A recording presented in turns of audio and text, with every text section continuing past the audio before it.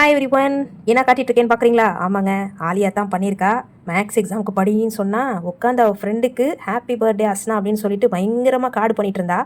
So என்கிட்ட வந்து ஒரு ஹெல்ப் கேட்டிருந்தா. பாக்ஸ் டைப்பில் நான் மேலே பண்ணிட்டேன், ஆனால் கீழே வந்து எனக்கு பாக்ஸ் பண்ண தெரிலன்ட்டு. ஸோ ஏதோ என்னுடைய ஐடியாவை ப்ரெசென்ட் பண்ணி ஒரு பாக்ஸ் மாதிரி கீழே வந்து நான் பண்ணிட்டேன்.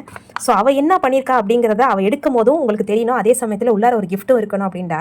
சரி, நான் என்ன பண்ணேன், ஒரு சாக்லேட்டை வச்சு கிஃப்ட் மாதிரி நம்ம பண்ணிடுவோம். அதுக்கு பிறகு ஏதாச்சும் திங்ஸ் நம்ம அப்புறமேல வாங்கி கொடுத்துக்கலாம். ஏன்னா இப்போ வெளியே போகிற எந்த வேலையும் நம்மளுக்கு கிடையாது.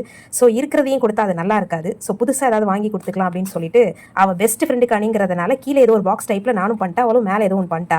அவ்வளோ நேரம் மதியானம் உட்காந்துருந்தாங்க. அப்படி என்ன அதான் பண்ணியிருக்கா அப்படின்ட்டு இப்படி தான் எடுக்கணும், எடுத்து இப்படி ஓப்பன் பண்ணி பார்த்தா வாவ், சூப்பராக க்ரியேட்டிவ் ஒர்க் பண்ணியிருந்தா. இந்த இடத்துல கேக் வரைஞ்சி ஹாப்பி பர்த்டே டியர்னு போட்டு சைட்லலாம் ஃப்ளவர்லாம் வரைஞ்சி சைடில் பார்த்தீங்கன்னா அஸ்னா விஷ் மோர் ஹாப்பி பர்த்டே அப்படின்னு இதை வந்து உள்ளார ஒரு சாக்லேட் வச்சிருக்கா. இதே ஷேப்லேயே வெட்டி 4 சைடுமே டேப் போட்டிட்டேன். ஸோ எப்படி இருக்குன்னு பாருங்க. சைடில் வந்து ஹார்ட் மாதிரி இருக்குது கார்டில். ஸோ இந்த மாதிரி பியூட்டிஃபுல்லான க்ரியேட்டிவ் ஐட்டம் நானுமே என்னுடைய ஃபாதருக்கு நிறையா பண்ணியிருக்கேன். நீங்களுமே அதே மாதிரி உங்களுக்கு பிடிச்சவங்களுக்கு இந்த மாதிரி ஸ்மால் கிஃப்ட்ஸ் அண்ட் க்ரீட்டிங்ஸ் வந்து நீங்கள் பண்ணிங்கன்னா அவங்க அவ்வளோ சந்தோஷப்படுவாங்க. அந்த சந்தோஷத்துக்கு அளவே இல்லை. ஸோ நீங்களுமே இந்த மாதிரி செஞ்சு என்ஜாய் பண்ணிக்கோங்க. பை ஆலியா. பை பாய்.